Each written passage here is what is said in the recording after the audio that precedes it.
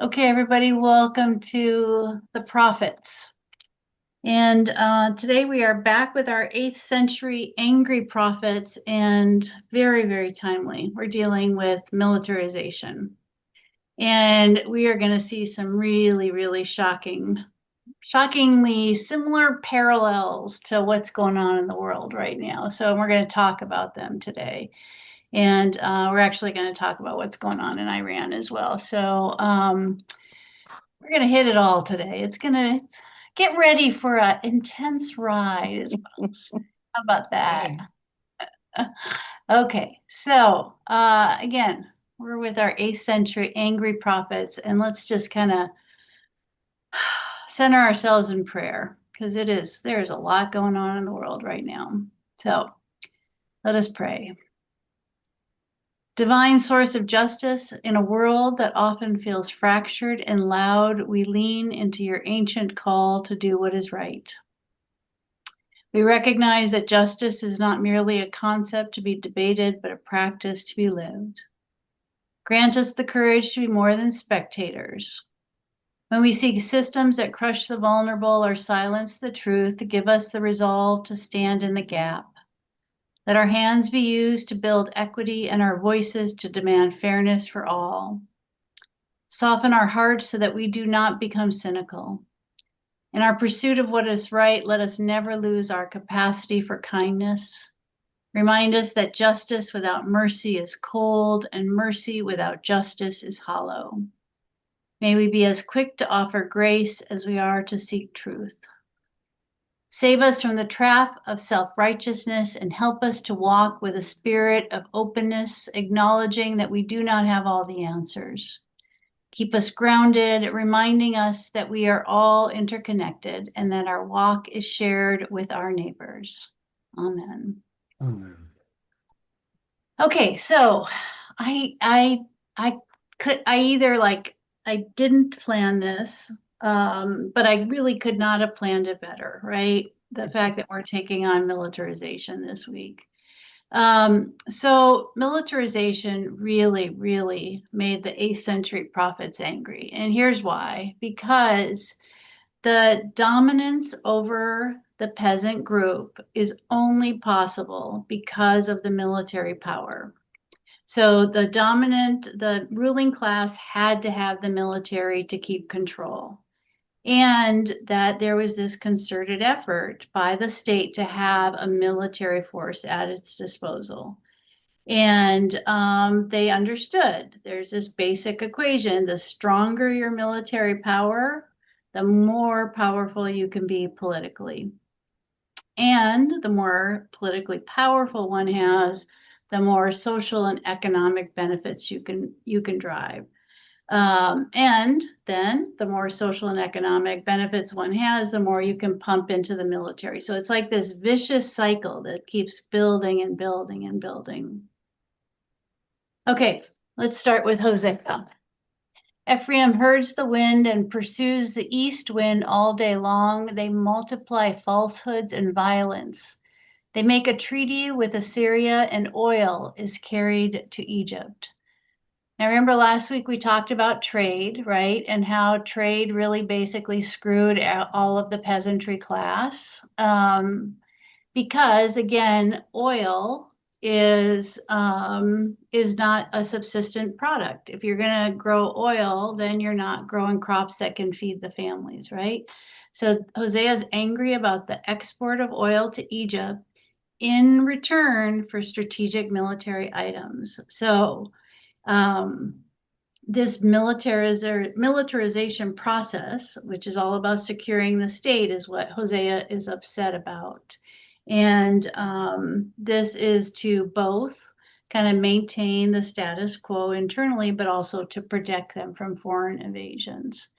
So, and all of this only happened if you had a strong military. And again, it's a huge drain on the peasant class, because if you're going to grow oil, then you're not going to be growing subsistence products, and you can only grow oil if you have large estates. You can only have large estates if you screw the peasants out of their little land holdings. And you screw the peasants out of the little hand holdings by really awful practices of debt slavery and corrupt judges and all of those things that we've already talked about. That's what Hosea is angry about here. Okay, Micah. And we're going to see a real similar theme again, Hosea, Micah, Isaiah. On that day, says the Lord, I will cut off your horses from among you. I will destroy your chariots. I will cut off the cities of your land and destroy all your strongholds. Again, very violent language from Micah, right? And what Micah is saying here is basically the destruction of all of the symbols of that elite power. And remember, horses and chariots are military, and strongholds are cities and military, right? So Micah's upset about all those things. Those are things that are going to be taken down. And so the prophet's saying all of this is going to be destroyed. So all of it is going to be destroyed before we get this radical shift into a new reality. Okay, Isaiah. And these are two different ones. Through a land of trouble and distress, of lioness and roaring lion, of viper and flying serpent, they carry their riches on the backs of donkeys and their treasures on the humps of camels to a people that cannot profit them. For Egypt's health is worthless and empty. Therefore, I have called her Rahab, who sits still. And the other one is, woe to those who go down to Egypt for help and who rely on horses, who trust in chariots, because they are many, and in horsemen because they are strong. But do not look to the Holy One of Israel or consult the Lord. Yet he is wise and can bring disaster. He does not depart from his words, but will rise against the house of the evildoers and against the helpers of those who work inequity. The Egyptians are human and not God. Their horses are flesh and not spirit. When the Lord stretches out his hand, the helper will stumble, and the one who helped will fall, and they will all perish together. So what's Isaiah saying? Isaiah basically is saying that Judea is attempting to basically develop these treaties, this political diplomacy with Egypt. And they're creating these military bonds with Egypt. And they're building up their military. And they're doing all of these because of the impending Assyrian invasion, right? And it's got a huge, huge economic cost. They're bringing in these military items, horses, chariots, blah, blah, blah, in exchange for the local export goods. And Isaiah is criticizing this because he's basically saying it's not going to help anyway. And the only people it's going to help are the ruling elite. It's not even going to help the people who it needs to help the most, which are the peasants, who are bearing the cost of all these military extravagances. So again, Isaiah speaking on behalf of the most vulnerable, the most economically screwed in all of these. And speaking on behalf of the fact that, in the impending war, again, it's going to be the peasants that are going to feel the most blunt because they're going to feel the economic strain, and they're going to be conscripted into the military and compulsory state service to build all of the military projects. Hosea, you have plowed wickedness, you have reaped injustice, you have eaten the fruit of lies. Because you have trusted in your chariots and the multitude of your warriors, therefore the tumult of war shall rise against your people, and all your fortresses shall be destroyed. As Shalmain destroyed Beth-arel on the day of battle, when mothers were dashed in pieces with their children. Thus it shall be done to you, O Bethel, because of your great wickedness. At dawn, the king of Israel shall be utterly cut off. This is one of those passages that is frequently cited as how apparent the Old Testament is.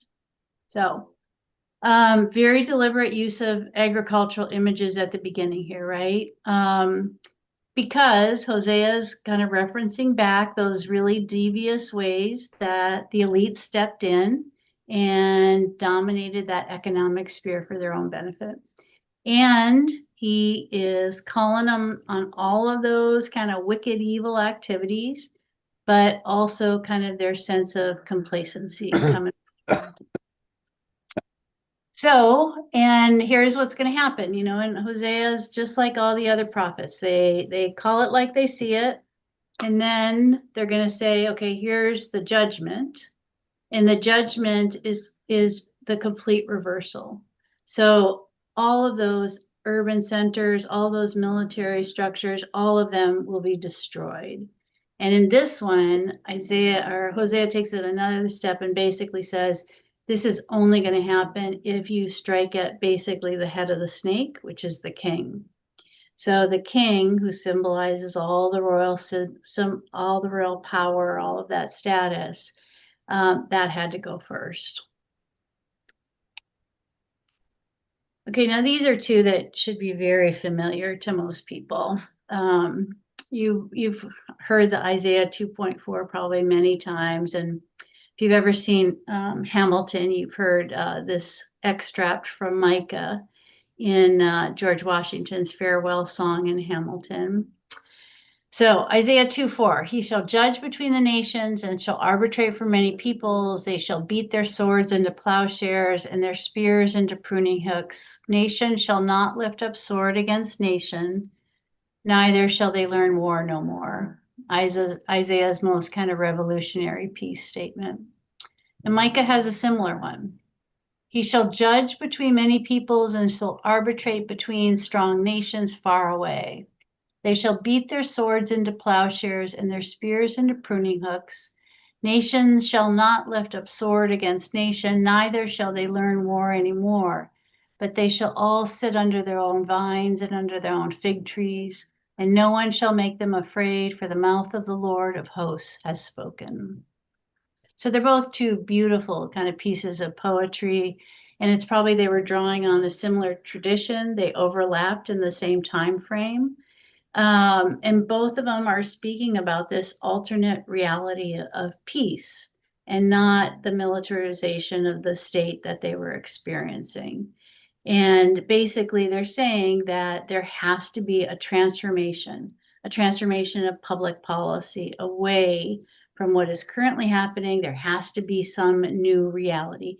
It has to be a really radical shift, demilitarization, the end of war. So, and then Micah adds in this really beautiful dream of where everybody experiences well-being. Everybody owns their own vine and fig tree that they can rest under, that basically everybody has a way to experience peace and rest and flourishing. But this is only possible if there is no war or if there's no threat of war. And if the militarization is gone and the tax system that upholds it is gone. So it's only when that system all disappears, including the burden of the taxation and kind of the elite ruling class, that people are going to be able to sit under their own fig tree and wine. Right? Okay. So again, why did militarization make the 8th century prophets so angry? Because the peasants were only able to be dominated because of the military power of the ruling class. And the ruling class deliberately kept a military strength because it kept that power in place. And they understood that the stronger your military power, the more powerful one could be politically. The more politically powerful you are, the more social and economic benefits you can reap, basically the richer you can get. And then the more money you can pump into the military. So you can have this, again, this vicious cycle, and the cost is consistently borne. by the peasant class, by the most vulnerable. This is what's pissing off the prophets. Okay, so what's going on in our country? So let's talk about militarization in the United States. So this is in 2024. This is the status of militarization in our country. So, and this is the Biden administration. Roughly about 13 to 14% of total U.S. federal spending went to the Defense Department under Biden. That was about $874 billion. Interestingly enough, in the 4 years under Biden, the US government invested about twice as much money in 5 weapons companies, as in all diplomacy and international assistance. So the defense industry is really consolidated to just 5 firms, and you recognize the names, probably Lockheed Martin, Raytheon, Boeing, General Dynamics, Northrop Grumman. Under Biden, total diplomacy, development, and humanitarian budget was $356 billion. So 874 for defense, diplomacy, and humanitarian was $356 billion. As of 2024, there were 950 lobbyists hired by the arms industry. And one of the biggest lobbying forces within our country. Okay, what happened under Trump? Under Trump, the administration proposed the first ever $1 trillion national defense budget.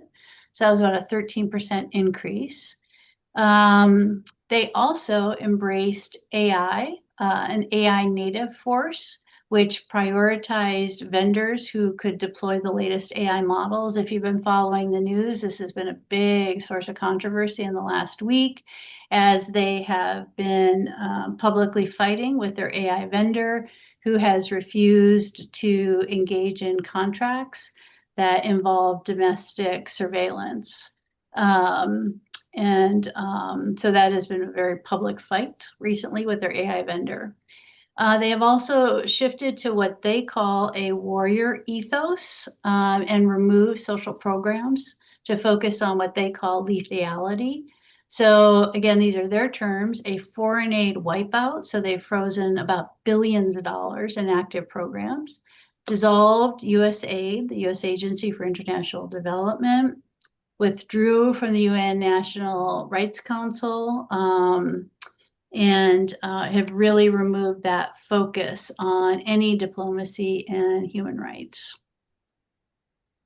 Okay, so let's talk about the current war in Iran that's just started happening. So what they're describing it as is a high-intensity air campaign. So far, they've hit over about 2,000 targets were struck in the first 3 days. They describe it as a decapitation strikes, which means the primary focus has been on the leadership of the regime. So the supreme leader, the Ayatollah Ali Khamenei, was one of the officials that was killed. They also reported today that several of the leaders that they anticipated stepping in were also among those that were killed in the attacks. They are actively using cyber and information warfare. So Israel is deploying cyber attacks that are targeting the Iranian media and phone apps to send messages encouraging civilians to revolt. And they're doing a really high usage of what's known as Lucas drones, which are low-cost unmanned combat attack system. So these are kamikaze drones, so that you only use them once. They're about $35,000, and they allow them to do high volume strikes without exhausting missiles. So it's a one-way drone that brings in and does the attack. The objectives of the war are unclear at this point in time. So initially, it was said that it was to overthrow the current leadership. However, right after that, Pete Hegseth said that the goal was not regime change. And then President Trump said that the goal that they would destroy the military nuclear enrichment program. So the length of the war is unclear. Trump claiming it'll last 4 to 5 weeks. Hegseth saying it could be longer or shorter than that. Hegseth is refusing to rule out the possibility of American boots on the ground. And Trump is warning that the U.S. and Israel are going to intensify the bombardment. Here's the quote: "We haven't even started hitting them hard. The big wave hasn't even happened. The big wave is coming soon." So far, human rights organizations estimate the total death toll is about 1,500 in Iran, about 200 confirmed civilians. The deadliest single event was a direct hit on an elementary girls' school. And the death estimates are fluctuating, but it's anywhere from 160 to 180. And then there were also folks killed in the Capitol, as well as hits on hospitals. This is a quote from one of the dads who was at the elementary school waiting for his daughter. "We stayed until her body was brought out from under the rubble," he said, "though her body stayed largely intact. Her head was crushed by falling stones from the building. That is what killed her." The other thing that's come out in the last 24 hours is links to Christian nationalism in the military. And I'm not sure if any of you have seen the latest on this one, but there have been several reports from within the Department of Defense, active military individuals who have raised complaints about combat unit commanders telling military individuals that the Iranian war is a part of God's plan, and that President Trump was anointed by Jesus to limit the signal fire in Iran to cause Armageddon and mark his return to Earth. And that was reported by several individuals who sent that one in. So far, and it's called a Military Religious Freedom Foundation. As of Monday night, they had about 110 similar complaints about various commanders throughout the Department of Defense and every branch of the military, making these connections between the war in Iran and this being a part of God's plan. So it came from 40 different units spread across at least 30 different military installations. So I want to tie that back to what we were talking about, Christian nationalism, with Jonah just a few weeks back. So there's a kind of connection here happening. Okay, I want to also talk about ICE, because ICE is also militarization. So the One Big Beautiful Bill really boosted ICE's funding. It pushed it to almost $30 billion in 2025, and to compare that, in 2024 it was $10 billion. So pretty significant increase. The Cato Institute says that it could reach 80% of all federal law enforcement dollars by 2028. So all in the United States, all law enforcement dollars, 80% of them will be going to ICE. The largest increase for ICE's budget is going to finding, arresting, and detaining and deporting immigrants already living in the US. The vast majority of these, I don't know the actual percentage, but it's in the 80s, have not committed a crime, many of whom have had lawful status. This is more than the annual expenditures of police by state and local governments in all 50 states. This is what Bernie Sanders had to say to this. That is now larger than the annual budgets of the FBI, the DEA, the ATF, the U.S. Marshal Service, and the Bureau of Prisons combined. Okay, since the start of the Trump's administration, ICE has booked more than 3,800 kids into detention. So let's talk about the impact on kids.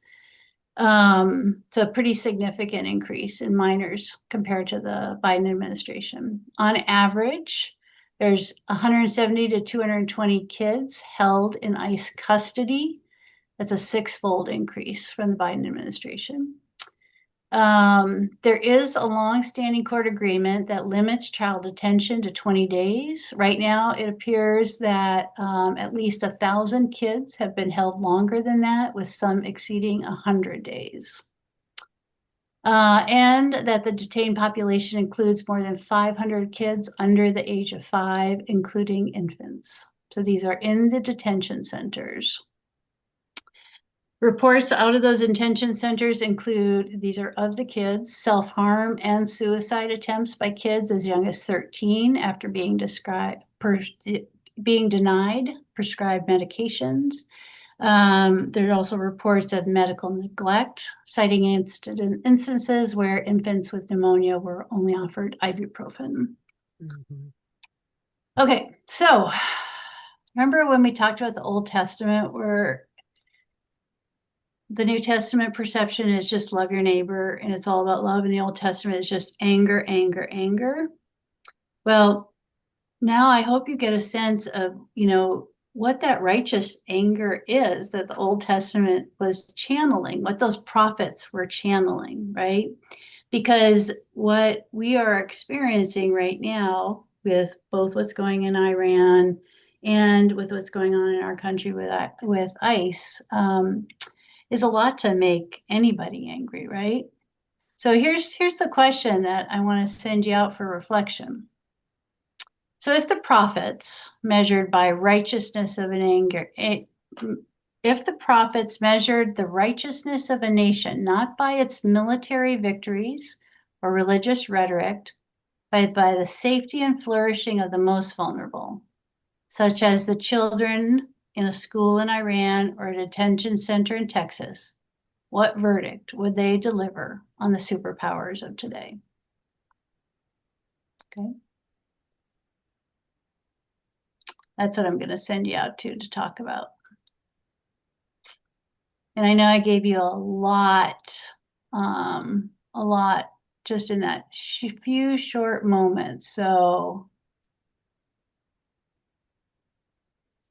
I'm going to have to rearrange some rooms here. Hold on.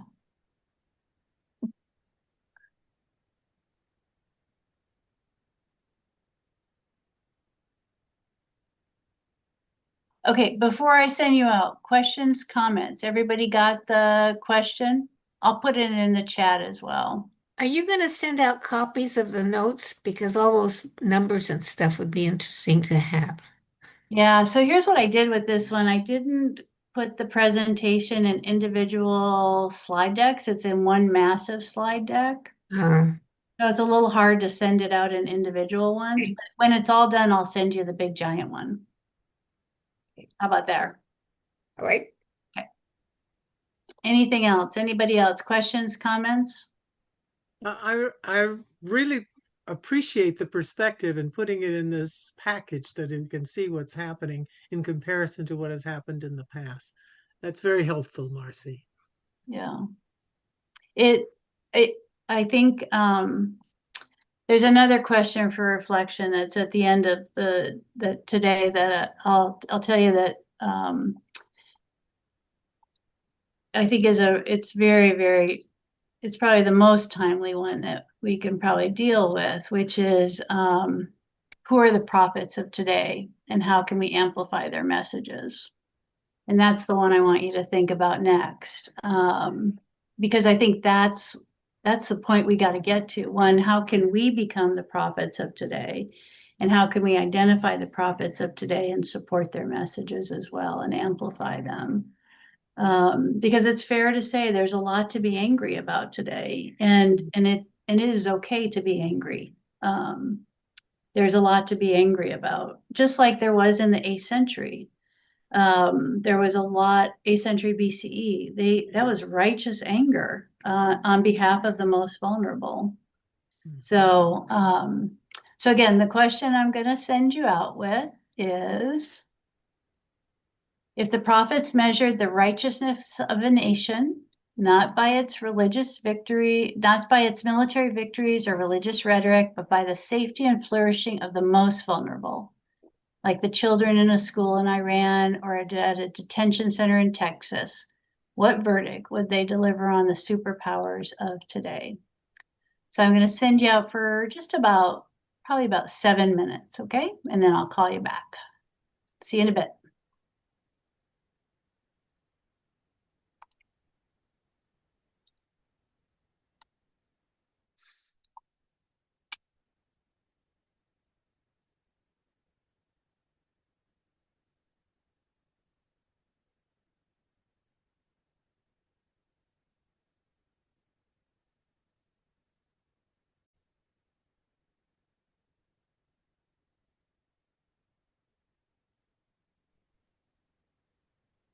Hey, welcome back. What'd you figure out? Well, we decided you have to grade on the curve because we just keep doing the same thing over and over and over. We need We had more a profit. question about how is it that the losers got to write the history here? That's not usual. What do you mean? Well, these prophets don't seem to be among the elite or the military, the group that's gathering force for the military victory that we assume is going to come. We don't know, but Yeah. it's awfully large force. And typically it is the winners who write the history. Here we are 2,800 years later, and we're reading, I think, the history of the downtrodden. It's a very, very good point. It And is. so a lot of these, the prophets were written down in the Babylonian exile. And in the Babylonian exile, so all the bad things that happened, right? And everything, all the bad things that the prophets had predicted and written down had come, and all those writings had come to fruition, right? Um, and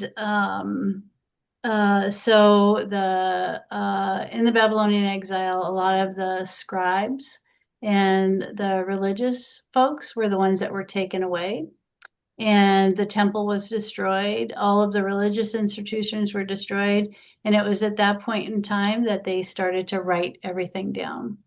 And it was interesting because my Hebrew scriptures professor Erica Martin, who some of you have heard speak here, she describes the writing of the Hebrew scriptures as kind of like a minor group of in a giant high school. Think about it as like the jazz band, a subset of the jazz band, getting to write the history of that high school. That That's would be the good. equivalent of the Hebrew Bible. Yeah, it's their vision of what went on in high school. Yeah. And they were the ones that were taken into exile, and they were the ones that wrote it down. How much later was this Babylonian exodus So after the the Babylonian exile happens about 3 centuries from where we're at right now. Yeah. So, okay, any other observations out of this? So those people who are in power, all those infrastructures are going to be gone. It's all going to be destroyed. And all that will be left is the religious institutions. Absolutely. That's the only thing that will remain. Okay, so what was the general consensus on what the prophets would say to the superpowers? Not doing well. Not doing well. Not a good grade. Failing once again. Okay. I think the scariest thing I heard today is what the military officers are telling their troops, that Trump is the savior. Yeah. Yeah. That is so scary to me because there's so many people that will believe that. Right. And how many of you took my Revelations class? Because we talked about this in Revelations and how the kind of perverse understanding of the book of Revelations is tied to geopolitical kind of tactics of Armageddon. And it's all based on a really, really bad reading of the book of Revelations. And that's where they're dropping those terms like Armageddon. Those are all pulling from a really poor understanding of the book of Revelations. But that's been seeping in for some years now into the military.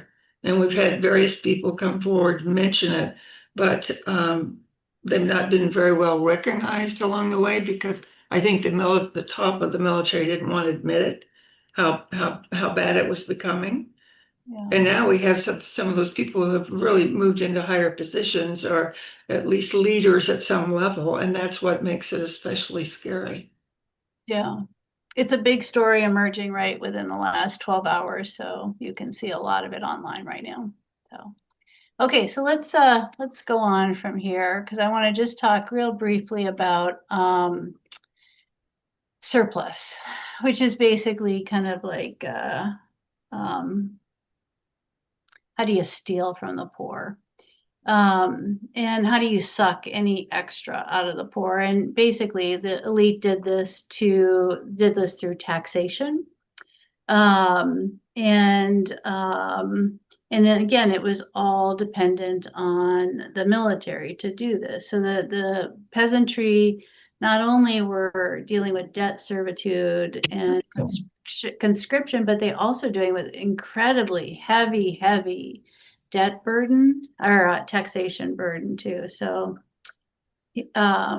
atrocious conditions for the poor. Amos, therefore, because you trample on the poor and take from them levies of grain, you have built houses of hewn stone, but you shall not live in them. You have planted pleasant vineyards, but you shall not drink their wine. For I know how many are your transgressions and how great are your sins, you who afflict the righteous, who take a bribe, and who push aside the needy in the gate.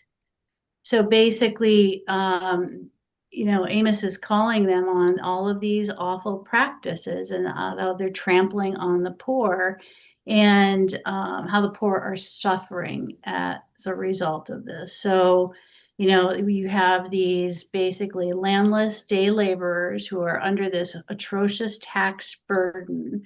They can't grow crops to feed their family, and they can't pay rent. They can't afford the rent on their land. And basically, Amos is saying it's going to be a complete reversal. Everything that happened to them is going to happen to you. The situation is going to be completely reversed. This is what the Lord God showed me. He was forming locusts at the time the latter growth began to sprout. It was the latter growth after the king's mowing. So this is, so the vast majority of the agricultural produce has gone to the king. And the last little bit is the subsistence crops. And now locusts have come to get that last growth, the late growth. So this would be absolutely disastrous. He was forming locusts at the time the latter growth began to sprout. So that latter growth is all they had to live on. So because the king had already taken everything, there was nothing left then for the peasants. And this was an all too common occurrence. So, Hosea, do not rejoice, O Israel. Do not exult as other nations do, for you have prostituted yourself, departing from God. You have loved a prostitute's pay on all threshing floors. Threshing floor and wine vat shall not feed them, and the new wine shall fail them. They shall not remain in the land of the Lord, but Ephraim shall return to Egypt, and in Assyria they shall eat unclean food. So they're celebrating because they've got wealthy and continuing to exploit them. And the prophet is saying that the judgment is that they are going to lose the land. They're going to lose everything. And ultimately, the oppressor is going to be the oppressed, and they are going to be carried off into exile, ultimately by Assyria. So, okay. So here's that question that I want to consider. Who are the prophets of today in our country? And how can we amplify their messages? Because I think that's a really, really critical question for us to consider as now that you're getting a good sense of the role of a prophet in terms of calling a system to accountability, of speaking on behalf of the most vulnerable, and then who are they, and how do we amplify them? So we're going to send you off just for a little bit to do a little brainstorming into the same groups, just for a few minutes. Who are the prophets and how do we amplify them? Okay. So just for about four or 5 minutes, I'm going to send you out and I'm going to pull you right back.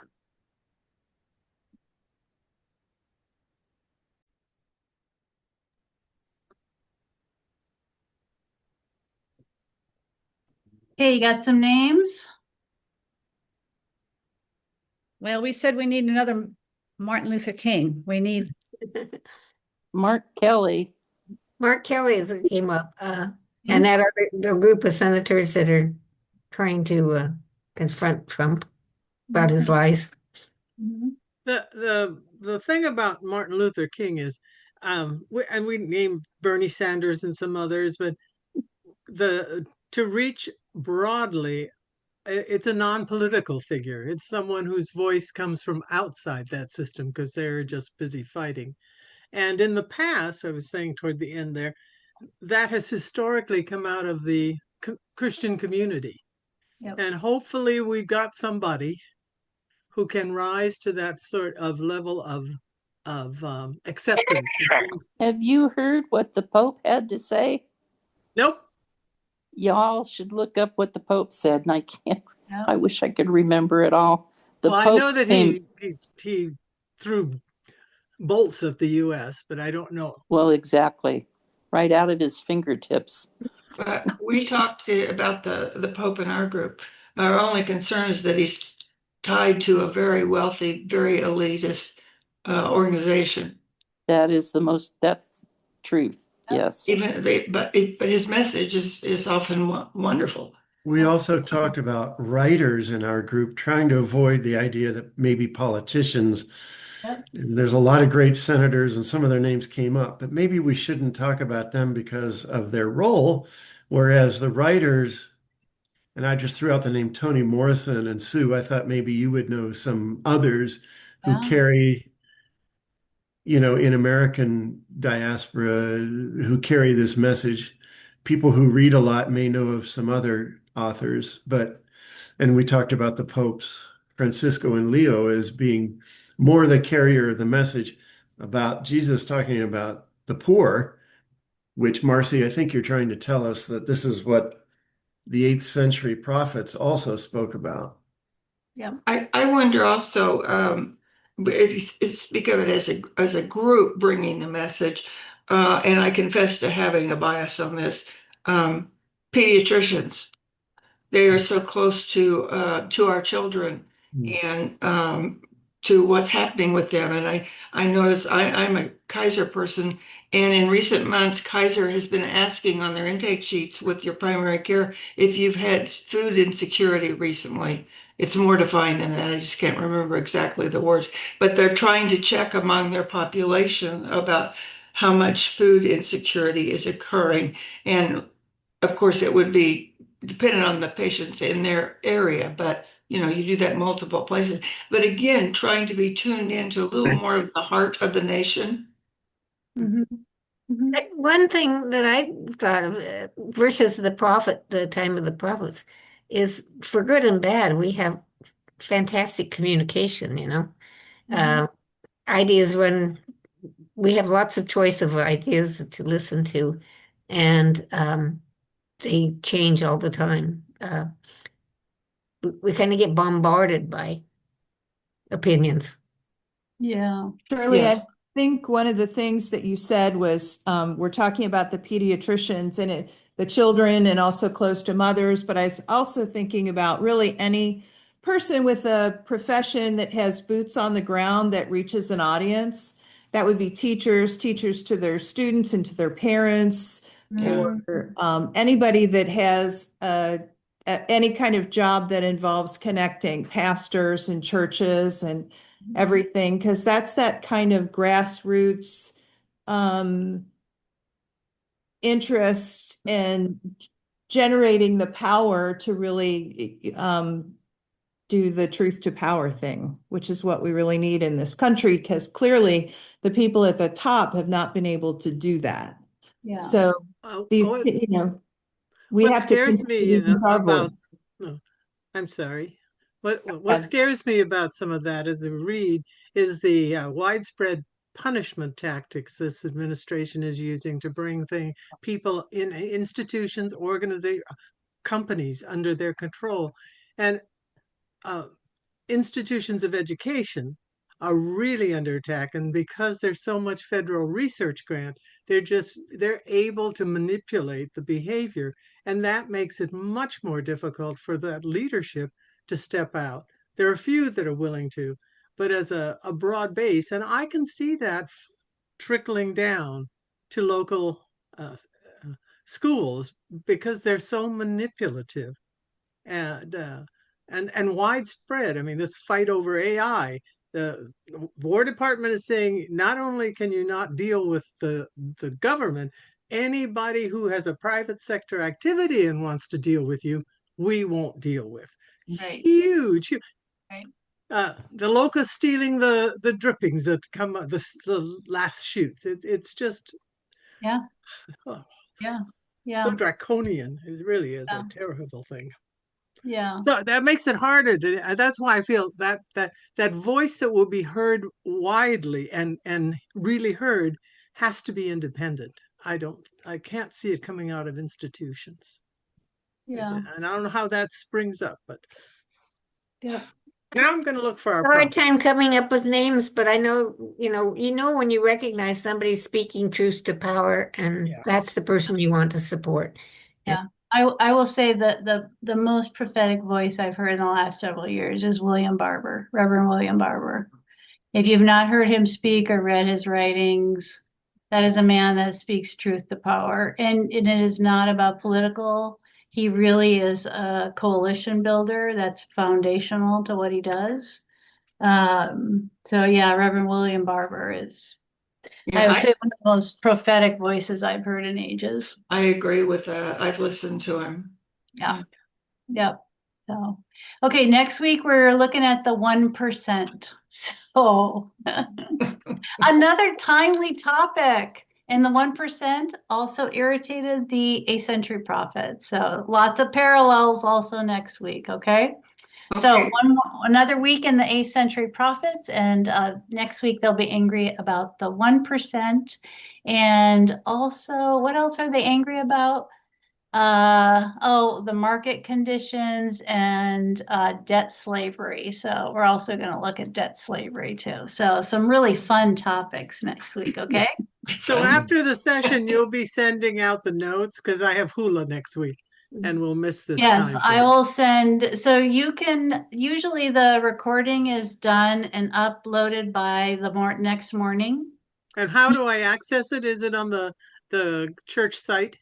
Yep, it's on the church site under the events, under the classes page. And you can just go right there and it'll be there. And it'll go take you right to it. And that way you don't have to worry about a password. Thank you. Okay, take care, everybody. I'll see you in a week. Thanks, Thank you. Marcy.